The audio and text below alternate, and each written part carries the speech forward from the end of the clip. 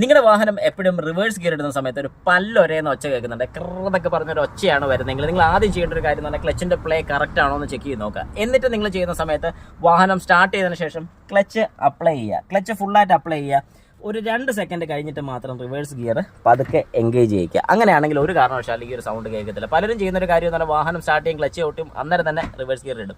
ഇങ്ങനെ ഇടുന്ന സമയത്ത് വരുന്നൊരു പ്രശ്നം എന്താണെന്ന് ചോദിച്ചു കഴിഞ്ഞാൽ വാഹനത്തിൻ്റെ ആ ഒരു കറക്കം, അതായത് എഞ്ചിനിൽ നിന്ന് വരുന്നൊരു കറക്കം ഗിയർ ബോക്സ് കറങ്ങിക്കൊണ്ടിരിക്കുമ്പോൾ പെട്ടെന്ന് നമ്മൾ ആ ഗിയർ ഇടുന്ന സമയത്താണ് ഈ പറയുന്നൊരു പല്ലൊരച്ചിൽ കേൾക്കുന്നത്, അല്ലെങ്കിൽ ആ പല്ല് ഒരേന്ന സൗണ്ട് കേൾക്കുന്നത്. അതുകൊണ്ട് കഴിവതും ക്ലച്ച് ചവിട്ടി 2 സെക്കൻഡിന് ശേഷം മാത്രം നമ്മൾ റിവേഴ്സ് ഗിയർ പതുക്കെ എൻഗേജ് ചെയ്യിച്ചു കഴിഞ്ഞാൽ ഈ സൗണ്ട് വരുന്നതായിരിക്കത്തില്ല. നമ്മുടെ വാഹനത്തിൻ്റെ ഗിയർ ബോക്സിനകത്തുള്ള പല്ലോ കാര്യങ്ങളൊന്നും പോകുന്നതായിരിക്കത്തില്ല.